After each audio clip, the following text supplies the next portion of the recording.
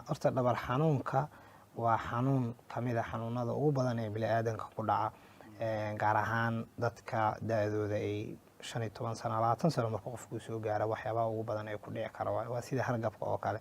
boqolkiiba 70 boqolkiiba 80 dadka bukaan socod ahaanta noogu imaanaya isbitaalada ama dhakhaatiirta lafa u tago dhabar xanuun ayay ka cabanayaan. marka maxaa keena? waxyaabo kala duwan ayaa keeni kara. nasiib wanaag boqolkiiba 90 dadka isbitaalada dhabar xanuunka u taga wax weyn ma qabaan. waxay qabaan murqaha dhabarka ku yaalo iyo saydii u dhexeeyay ayaa ciriiri ah, oo tusaale ahaan qofkii si khaldan ayuu wax u qaaday, exercise ayuu si khaldan u sameeyey, dhinac ayuu muddo u foorarsanaa ama uu qalloocsanaa. waxyaabahaas oo kale ayaa waxay keenayaan muruqii in uu tight noqdo. marka dhuuqsanaantaas ama tightnimada muruqii ayaa waxay keenaysaa marka waxa loo yaqaano muscle spasm iyo xanuunkii imaanayo.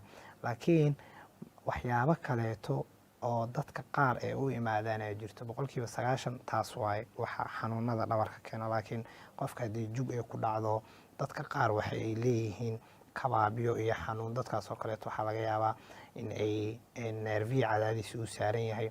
dadka da-da ee dhabar xanuunka la imaanayo waxay tilmaamaysaa in laftii awoodeeda ay yaraatay. dadka qaarkood haddii qandho iyo qallooc laftii ku imaado ay leeyihin, waxaa laga yaabaa inay infection iyo wax ay leeyihiin.